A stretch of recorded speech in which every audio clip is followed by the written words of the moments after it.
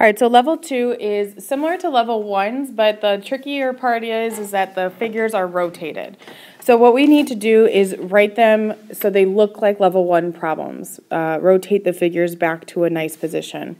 So always it's going to tell you that you've got two figures. Penta is similar to quick. So notice how penta starts in P in the upper left and goes clockwise, E, N, T, A, and then back to P. Well, the upper left-hand corner in the second figure is C, okay? But according to our picture, I should start with Q. So what I'm going to do to make this a little bit easier, I'm going to redraw the second figure so Q is right where P would be, but just in a different picture. So then U would be where E is, N would be where I is, C where B would T is, K would be where A is, and then I'm back to Q. So now I'm in a very similar position than I have in my first picture.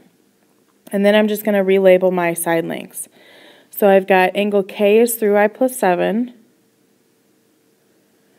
CI is 18, QU is 14, and CK is 16, and then QK is 20.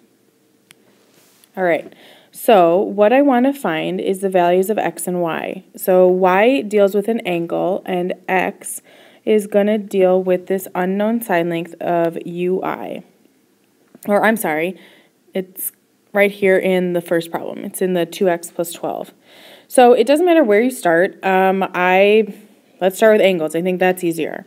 So the angle that I need to find out is 3y plus 7. And if I look up into the figure above, since I rotated it, now I can look at that figure in the same place that the 3y plus 7 is. And that angle is going to be 18. They're both in the bottom left. That's only because I rotated the picture that I can do that. So I'm going to take 3y plus 7 equals 118. And I'm going to solve it just like I normally would. Okay. So when you have similar triangles, your angles are always going to be congruent. That's why we can set them equal to each other. So y equals 37. So once again, because these these pentagons are similar, these two angles are going to be congruent. And that's true of any angle. P would be congruent to Q, E would be congruent to U, and N and I, and C and T, and A and K. Okay, so that's true of any similar figure. Their corresponding angles are going to be equal. Now let's go to the sides. Remember, the sides are not equal. The sides we have to set up a proportion. So if I'm looking for side PA, that's where the x is, I need to know a side in my other figure that is in the same location as PA. And that happens to be QK. So I'm going to put 2x plus 12 over 20.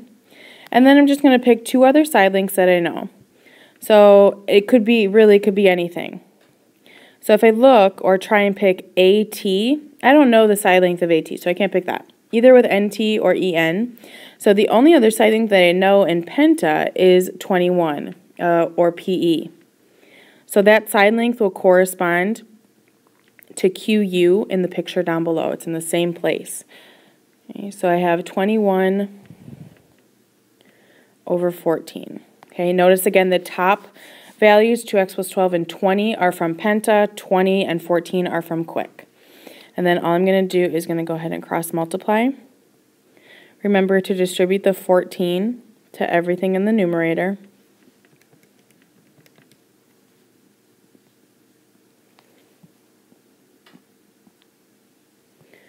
So I'm going to have 28x plus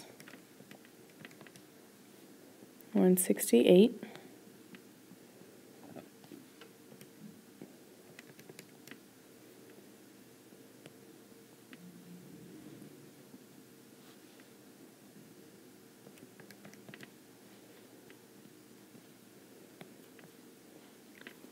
And there you have x and y.